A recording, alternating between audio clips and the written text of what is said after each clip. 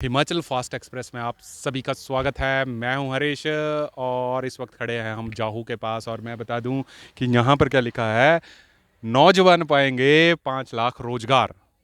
चुनावों से पहले यहाँ पर ये बोर्ड लगा था और इसके पीछे भी कुछ लिखा है। और यहाँ पर लिखा है कि पुरानी पेंशन बहाल होगी 10 दिनों के भीतर। हालांकि पुरानी पेंशन सरकार ने बहाल कर दी गई है, थोड़ा देर से हुई पर बहाल हो गई। इसके लिए सभी ओपीएस कर्मचारियों को हार्दिक दिल से धन्यवाद। परंतु बात यहाँ पर यह है कि 5 लाख रोजगार।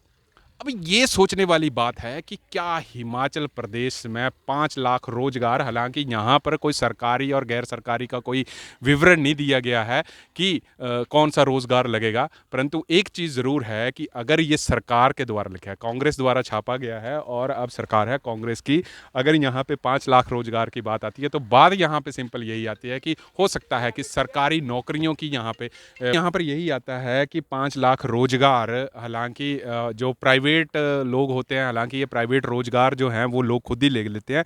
परंतु यहाँ पर एक बात बनने वाली है कि हिमाचल प्रदेश का जो बेरोजगारी का आंकड़ा है वो लगातार बढ़ रहा है।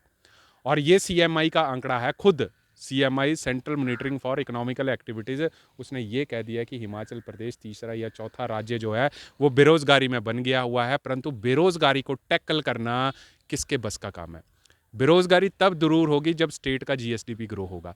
स्टेट का जीएसडीपी तब ग्रो होगा जब हमारे यहाँ पर उद्योग होंगे। उद्योग होंगे तो जीएसडीपी बढ़ेगा, जीएसडीपी बढ़ेगा तो हमारे पास कल कारखाने लगेंगे और हमारे पास बेरोजगार युवाओं को रोजगार मिलेगा।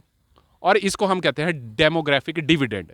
क्योंकि जब हमारे एक पढ़े लिखे युवा 18 साल से लेकर 25 साल तक के युवाओं की संख्या जब बढ़ती है तो सरकारों को ज़्यादातर यही चाहिए होता है कि उसको कैसे सही से उपयोग किया जाए और बेरोजगारी को ख़त्म किया जाए। परंतु चाइना की अगर हम बात करें तो चाइना इसी चीज़ का फ़ायदा उठाता है कि चाइना का जैसे जैसे डेमोग्राफिक डिविडेंड बढ़ा, जैसे पढ़े लिखे युवा ज़्यादा निकले, उन्होंने ज़्यादा कारखाने लगाए, जीएसडीपी ग्रो हुई और इकॉनमी उनकी फास्ट ग्रो हुई।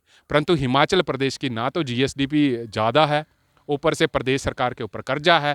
सरकारें एक दूसरे पर आरोप लगाती हैं, कांग्रेस भाजपा पे लगाएगी, भाजपा कांग्रेस पे लगाएगी। अभी आपने देखा विपक्ष के नेता जयराम ठाकुर जी के बहुत ज़्यादा भाषणबाजी हुई। परंतु एक आम आदमी को ये समझना ज़रूरी है कि मान लीजिए आपने कर्जा लिया और कर्जे को आप चुका ही नहीं पा रहे तो होगा क्या? होगा ये कि बैंक आपसे इंटरेस्ट ले लेगा। आपके पास क्या रिसोर्सेज है? आपके पास कमाने के जब कोई साधन ही नहीं है तो आप कैसे लोन चुका पाओगे? वही हिमाचल प्रदेश सरकार का है कि हमारे पास रिसोर्सेज क्या है। हम अपनी डेमोग्राफिक डिविडेंड और हमारी जो मैन पावर है बद्दी और परवाणु के साथ छोड़ के जो हमारे पास आईटी हब धर्मशाला में बन रहा था उसको कैसी तरह से यूज़ किया जाए। अब यहाँ पे भी एक खेल है आपके पास, क्योंकि देखिए ये जो आंकड़ा मैं बता रहा हूँ ये वो लोग हैं जिन्होंने रोजगार कार्यालय में अपना नाम रजिस्टर करवाए। अब मंडी की बात करूँ, मंडी में कम से कम 1 या 1.5 लाख युवा जो हैं वो बेरोजगार हैं। पूरे जिला मंडी की अगर हम बात करें, अलग अलग रोजगार कार्यालयों के यही हाल है। परंतु बात यहाँ पर यही आती है कि सरकारें अपनी घोषणाएं करती हैं, परंतु एक जो बेरोजगार युवा होता है वो कहीं ना कहीं प्रदेश से बाहर जाके चंडीगढ़, पंजाब, दिल्ली में खप जाता है। क्योंकि देखिए उसको कमाना है, अपना घर चलाना है, तब वो बाहर जाते हैं। अब चंडीगढ़ हम क्यों जाते हैं? चंडीगढ़ हमारे को पता है वहाँ पे रिसोर्सेज है, वहाँ पे फैक्ट्रीज है, वहाँ पे इकॉनमीज काफ़ी ज़्यादा डेवलप है और वहाँ पे ज़्यादातर लोग पंजाब, हरियाणा, हिमाचल से उठ के चंडीगढ़ और पंचकुला में सेटल्ड है। परंतु हिमाचल प्रदेश में ऐसा क्यों नहीं है, ये सोचने वाली बात है। और इसके लिए सोचना किसका काम है? सोचना शायद नेताओं का भी काम है और उन तमाम युवाओं का काम है जो कि प्रदेश से बाहर अच्छे ओहदों पर काम कर रहे हैं। हाल ही में ही धर्मपुर के एक सीईओ जो कि टाटा में अभी रिक्रूट हुए हैं, ऐसे ऐसे महानुभाव जब आगे आएंगे तो शायद हिमाचल प्रदेश की बेरोजगारी दूर होगी और हिमाचल प्रदेश में भी रोजगार की अपार संभावनाएं जो हैं वो बढ़ेंगी।